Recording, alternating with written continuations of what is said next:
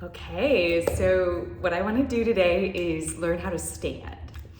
And so in this video, we're going to really learn about standing and practice it. Standing's hard, so let's give this a shot.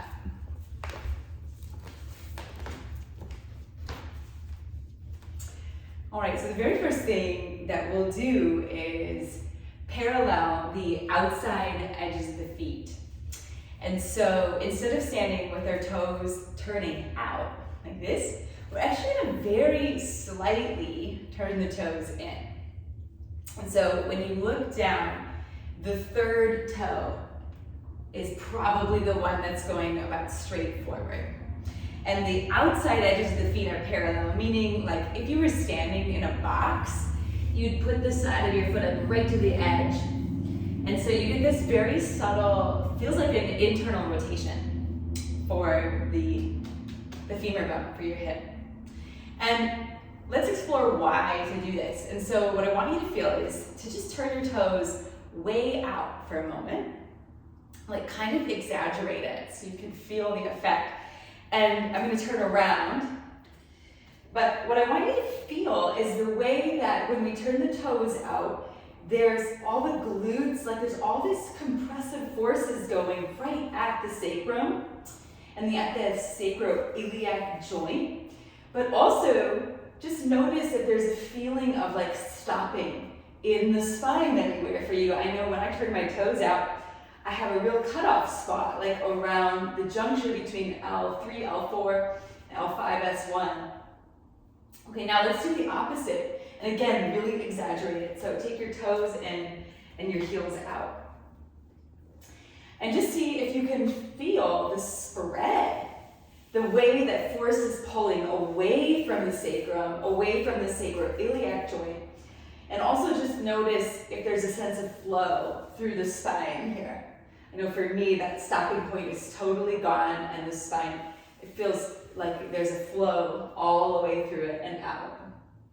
And so just try a couple times, toes out, see what you notice, compressive forces, toes in, and what you notice. And toes out, notice what you feel. In this moment, I'm even feeling the back edge of my diaphragm locking up. Actually, all of this thoracolumbar fascia, the space between the ribs and the pelvis, is squeezed up. And then toes in. Oh, yeah, longer and more open. Okay, so now I've got us turning our feet not all the way in, but just so that the outside edges of the feet are parallel. And this is to make space at the back of your hip for the sacroiliac joint, for the lumbosacral plexus, a whole bundle of nerves exiting the spine and going down the legs, like the sciatic nerve. And so we've got space and we've got a sense of flow through the spine here. Okay, now the next step is to spread open the foot. And so the first step in getting our feet to really work is getting them to be big again. And so just take a moment and lift your toes up and try to make air space between every single toe. And then try to spread your big toe mound and pinky toe mound and your heel away from each other. And so you get your foot as big as you can on the right side and on the left side. And just to say, big toe mound, pinky toe mound, and the heel. Big toe mound. So it's not the toe itself, it's this mound here. Pinky toe mound here, and then the very center of the heel. And so I want you to really spread those 3 points. So big toe, pinky toe, center of the heel.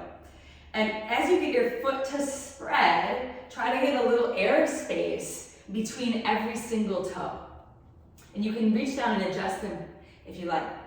Okay, so now what I want you to feel is with your foot spread, do you notice anything about your legs and your core? And now relax your feet and let them go back to their sort of small, mushed up position. And what do you notice?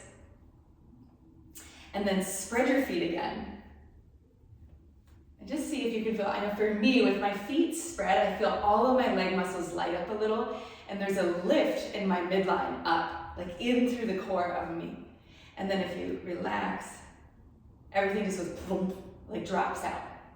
So 2 things, parallel the outside edges of the feet, and then begin to spread your 3 points of contact. Try to get your feet as big as you can on the floor here.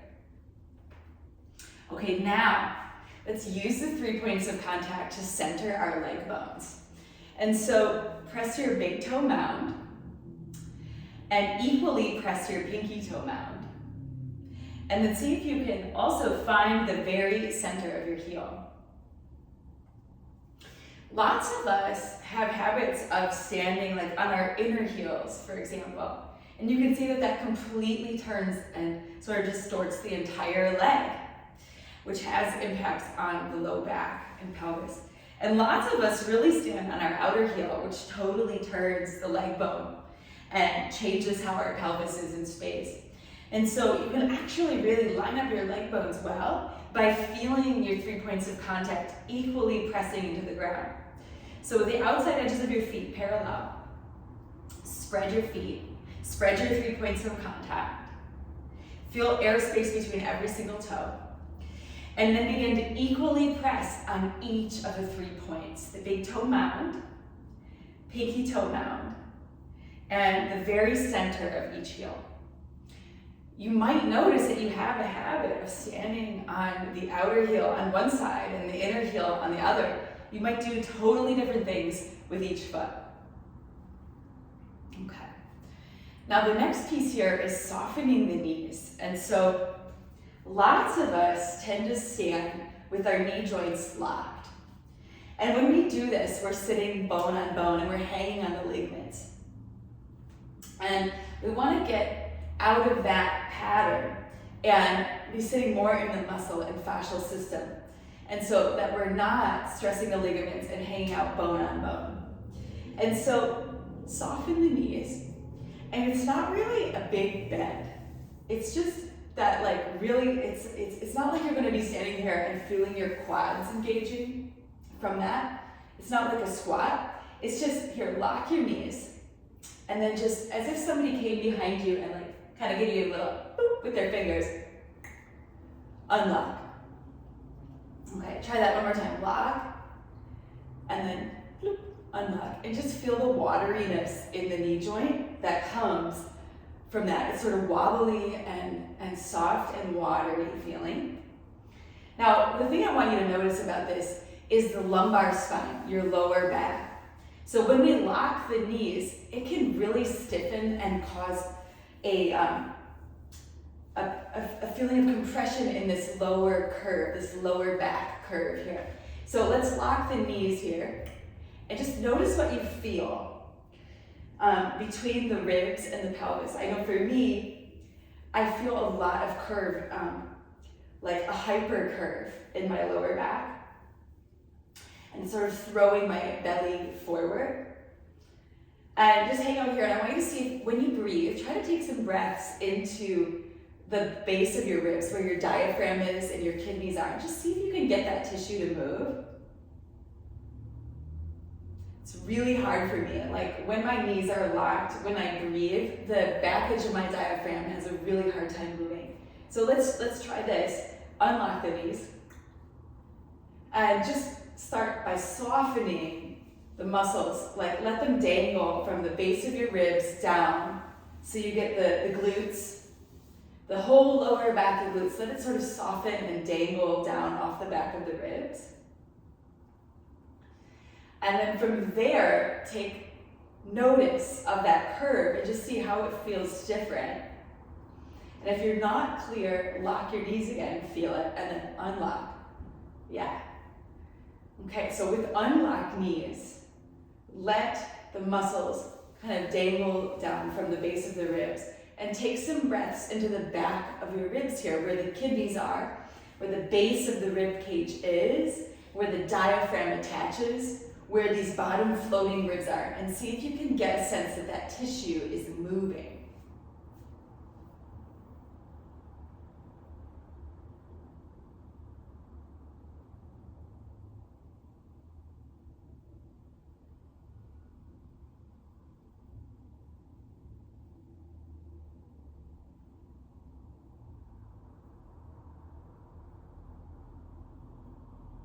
Okay, so now when I breathe, I feel not only my ribs moving, but my entire low back and the sacrum and the hips moving with my breath.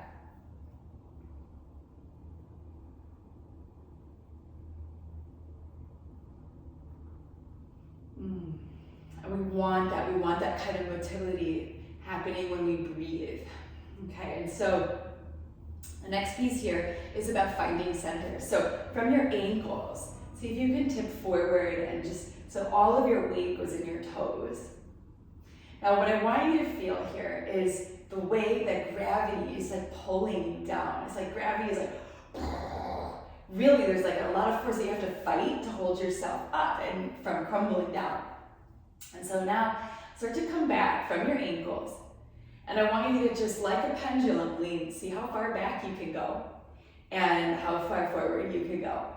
And I want you to find the place, so as you swing back and forth, find the place where it feels like gravity almost reverses, that there's a real sense of up. And for me, it happens right before I go a little too far back. It's like right before I flip over backwards. So see if you can find that spot. And just feel how it's like gravity reverses. There's this like, I feel like, ooh, there's like this little upward kind of sway, but my whole body sort of suspends apart instead of compressing down on itself. Okay.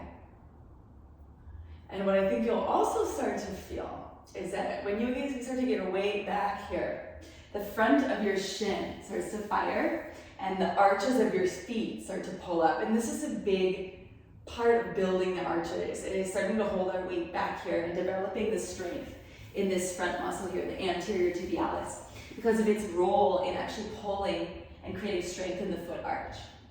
And so let's put all of this together. Parallel the outside edges of your feet. Spread your feet. Spread your big toe mound, pinky toe mound, and heel. Get a little air between every single toe. With that, press your 3 points equally. Big toe mound, pinky toe mound, and the very center of each heel. And feel how that's centering your leg bones.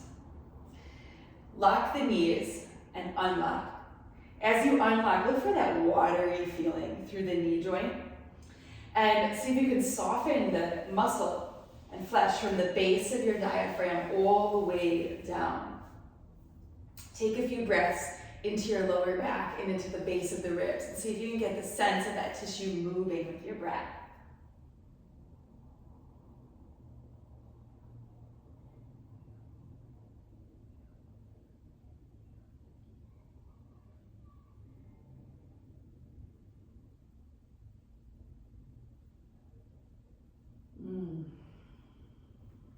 Okay, now start to take your weight back until you feel that sense of up.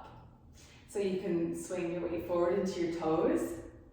And I think a lot of us have very weak muscles on the front of the shin and weak arch muscles and weak ankles, and that's why we hold ourselves forward. And so see if you can start to come back and feel that sense of up. Okay. Now we're gonna find a point in the pelvis. This is the dantian. It's our gravitational center. And so you can find this by taking your fingers. You're gonna count from your belly button, go 3 or 4 finger widths down, and then just mark that spot. And bring another finger to your spine, or wherever you are, the back, that's directly behind that front spot. And now what we're feeling is this lower dantian. Dantian means center, and this is our gravitational center with the earth of our body. And so our body's gravitational center with the earth. Now what I want you to feel is not the surface, but the very middle. So you could imagine you have a skewer and it's going through the front to the back. And just start to feel for the very middle of that skewer. You could even imagine that the pelvis is like a bowl and there's water in the bowl and there's like a little ball floating in that water. And that ball is right at the midpoint.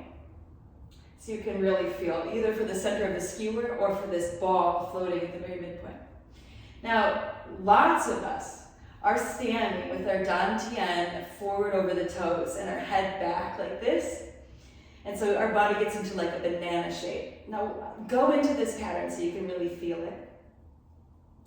So you can kind of imagine, actually I have something else for you to imagine, or know about, so come back. There's another point I want you to know, and it's called Widen. And this is a pelvic floor point. It's right between the anus and genitals. And so, see if you can sense that point, right at the center of the perineal floor. And let's actually arch the low back quite a bit, and just imagine there was a beam of light coming out of Widen. And see how when you really arch the back like this, that beam of light goes way out behind you. And then just kind of take that pelvic floor point straight down. And if it's going straight down, you can imagine there's a beam of light and it's going straight down to the center of the earth. And then let's see if you can really tuck under. And again, feel that pelvic floor point. Imagine a beam of light. And feel how you can kind of aim that beam of light forward. Okay, relax that for a second. And let's come back to our lower dantian. So 3 or 4 finger widths underneath the belly button. Mark that with one hand. And then bring your other hand to your spine just behind there. Now feel for the very center of this.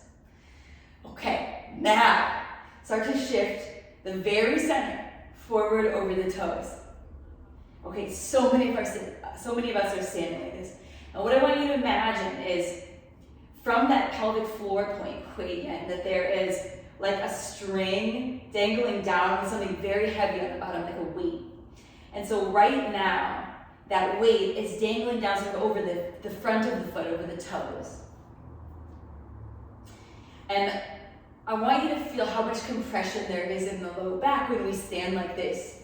There's so much compressive force. All the vertebrae are getting mushed together. The nerves are getting compressed. And now we start to bring the center of your belly just back over the very center of the foot. So you imagine that string with something really heavy on the bottom of it. Now it's over like the mid-foot. Okay, now start to take the very center of your belly back. So it's like just in front of your heel bone. And so I'll show you where that is on the foot here. Here's my calcaneus.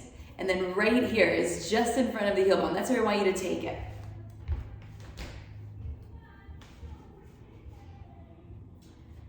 Okay, when you're back here, see if you can feel the suspension that happens between the ribs and the pelvis. And if you don't feel it, let's go back into that other pattern. So start to take the very center of the abdomen forward over the toes. So the weight of the pelvis is over the toes. And you can see I've got this banana shape now. You can feel the compression in the lumbar spine. Can you feel how the ribs kind of mush down on the abdominal organs? So we lose that intra-abdominal pressure, which works to sort of suspend our spine apart in this portion between the ribs and the pelvis. And can you feel how it also makes you go into this forward head carriage? You just have to. Like if you pull your head back, it'd be so much work. And so you end up kind of going forward with the head and the neck. Okay, so now start to pull the very center of your belly back through the foot incrementally. So start to pull it from over the toes through the midfoot. And then pull the very center of your belly, that dantian, back just in front of the heel. Okay, now as you arrive here, it starts to become pretty easy, at least for me at this point. It might be that you have to practice standing like this for a while. But it starts to become much easier for the pelvic floor point to drop straight down into the center of the earth. And so give that a shot. Start to aim Widen, that pelvic floor point, straight down. Think of a beam of light coming from it, right to the center of the earth. And when you do that, you should feel like you have a neutral curve in your lumbar spine. And that there's a nice space here now between the ribs and the pelvis. It's suspended apart. And that it's much easier to have your head carriage lined up instead of having this sort of forward head carriage. Okay, let's put it all together. So, parallel the outside edges of your feet. Spread your feet, spread your 3 points of contact. Make a little air between every single toe. Press your 3 points of contact equally into the floor. Lock the knees and then unlock them. With the knees unlocked, relax the flesh and the muscles from the base of your ribs down through the glutes. Take some breaths into the low back and into the kidneys and the lower floating ribs.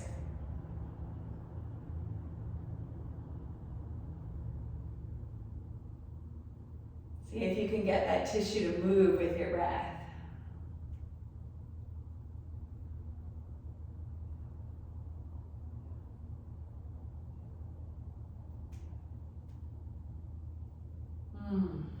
Start to lean back until you get that sense of up. And when you find it, start to take the very center of your belly back over your heels. You should feel, it can be hard to keep the toes down, but the arch of the foot really starts to pull up. The front of the shin muscle starts to work really well.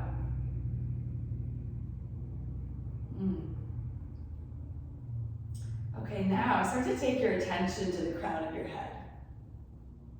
Okay, we're going to find a point. It's called Widen. And it's at the very top of your head. So if you take your fingers into the ears, and then you draw a line from your ear hole up, like a headband, you'll come to the top of your head, and that's that point. That's called Widen. And what we want is for this point to be aiming straight up. And so if you tuck your chin down, and you imagine a beam of light coming out of that point, it'd be going like forward a bit. And then if you lift your chin up and you can feel, oh, that really scrunches the back of the neck, and the way that the beam of light goes back a bit. But if you aim that crown of the head point straight up, you're likely feeling a neutral curve in your cervical spine, which takes forces out from between the vertebrae and off the nerves. And so we're looking for this straight up. And as you're here, I want you to start to just pull the base of your skull, your occipital bone, slightly back and up. Not so much that you flatten your curve. And that crown of the head point will help you with that. If you flatten your cervical spine, you'll feel the crown of the head point's aiming forward a bit. But just lift this occipital bone sort of back and up. Give yourself the feeling like you're decompressing your brainstem. And start to reach the crown of your head point up. Try to touch a single star in the sky. And as you do that, see if you can get the neck bones to start to come apart. Make your neck a 1/4 inch longer.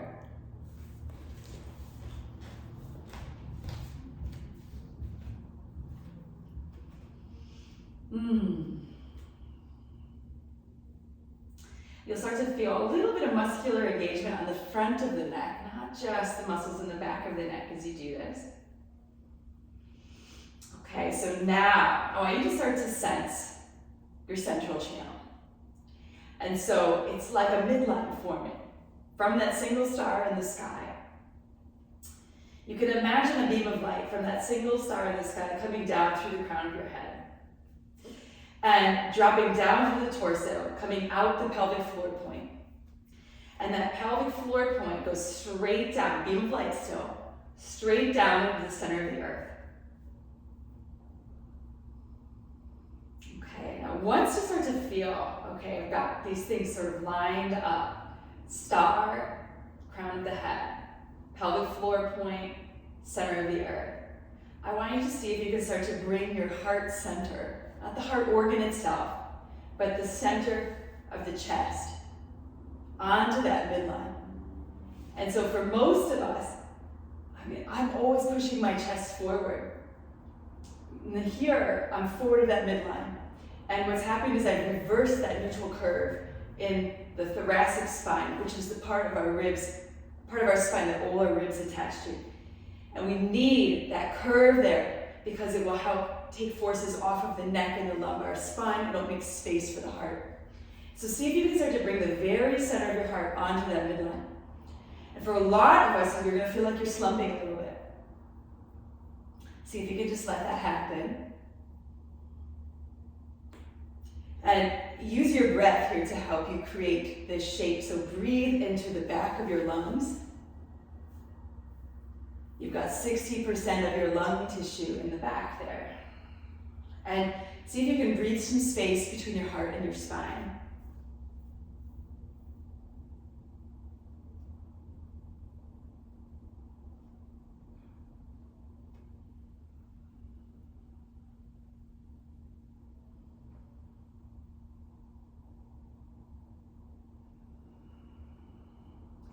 From here, we're just going to take the shoulders into the widest place. So you can do a shoulder rotation, and we're not going to pinch the shoulders together behind us or squeeze them together in the front. See if you can bring your shoulders out directly to the sides of the ribs so you're wide across the front and the back.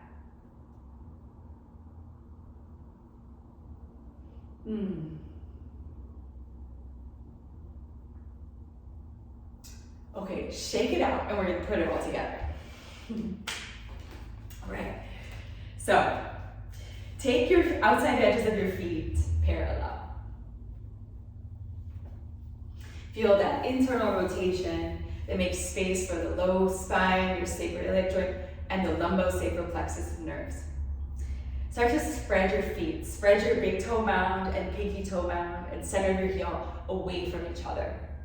Get air space between every single toe. From there, feel the life that comes through your legs and that turning on of our deep core. Now, soften your knees. And see if you can, with soft knees, feel your 3 points of contact. Big toe mound, pinky toe mound, and center of heel. Equal weight on each of those 3 points. And with the soft knees, feel a watery, fluidic sense in the knees. And see if you can really relax the tissue, the muscles, from the base of your ribs down through the bottom of the glutes. And take a few breaths into the bottom of the ribs and the low spine and the sacrum. See if you can get that tissue to move.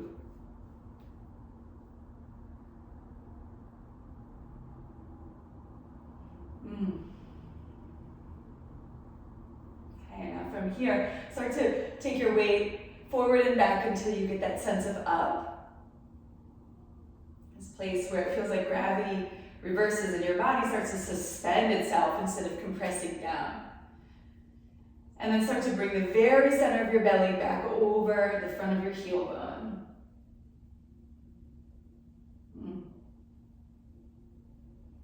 As that happens, begin to drop the pelvic floor point straight down to the center of the earth. You should have a neutral curve in your lumbar spine. Now travel up to the crown of your head. You're going to pull the base of your skull back and up and reach that crown of the head point straight up to a single star in the sky. See if you can make your neck a little longer. Get a sense that you're making your space for your brainstem. Okay, now start to feel that central channel, that sense of a midline forming. And so find a single star in the sky.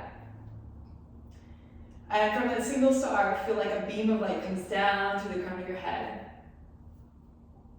Out the pelvic floor point to the center of the earth. And as that starts to form, see if you can bring the center of your heart, not the actual organ, but the center of the chest, onto that midline. And to do that, use your breath. Breathe into the back of your ribs. And bring a little space between your heart and your spine.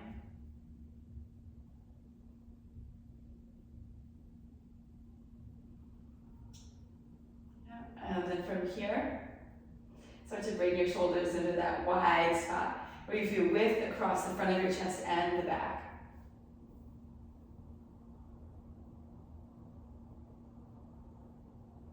Now, see if you can feel how alignment is really a movement. It's a movement of going away from center and coming back to center. It's not a rigid or stagnant thing. There's a constant learning of getting off center and coming back to center. .